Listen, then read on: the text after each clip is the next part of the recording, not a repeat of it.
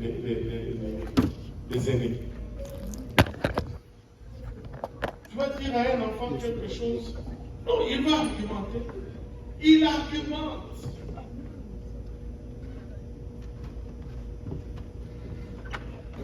C'est deux fois, c'est l'ancien là. S'il dit quelque chose, dis seulement OK, et puis passe. Alors, par respect. Vous ne semblez pas être d'accord avec moi, mais je suis en train de vous dire les vraies choses.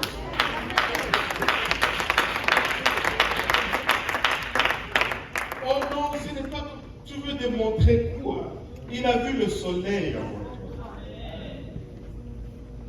Qu'est-ce que tu veux démontrer?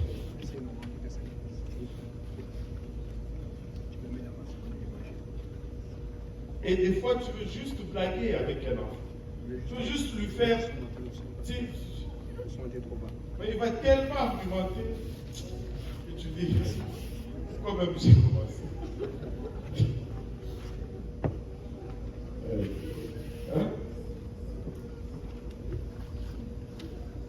Et Paul est en train de dire à Timothée ici que tu dois honorer les anciens, mais il y aura des moments où tu seras en désaccord. En tant que jeune dirigeant, il y aura des moments où tu vas être en désaccord avec les aînés. Maintenant, comment est-ce que tu vas corriger un aîné? Comment est-ce que tu vas apporter cette correction?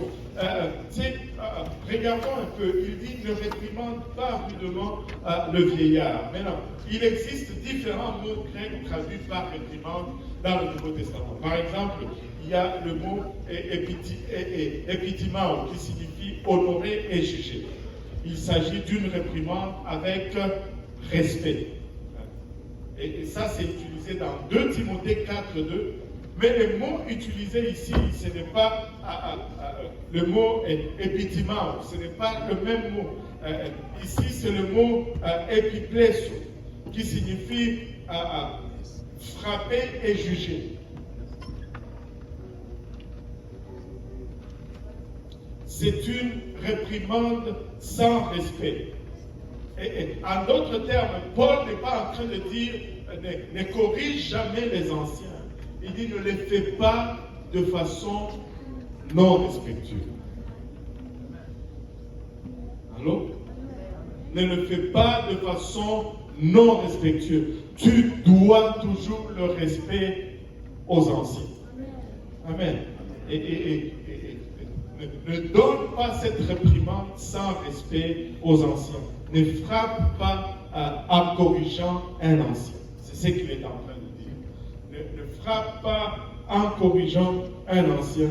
Et ce n'est pas de cette façon que tu dois corriger un ancien. Par contre, dans nos relations personnelles, il dit exhorte les jeunes gens.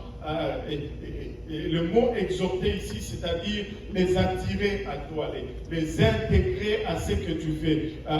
Exhorte les autres croyants. Et il nous donne ici la façon de le faire. Et le mot exhorter ici, c'est le mot grec parakaleo, qui signifie appeler près d'eux. Exhorter va impliquer toujours un rapprochement. Appeler près d'eux, c'est littéralement une invitation à l'exhortation. Il s'agit donc d'une communication tendre qui a un double sens, tout comme celle qu'on va utiliser pour les membres de la famille. Et il nous le dit clairement, exhorte les jeunes gens comme des frères.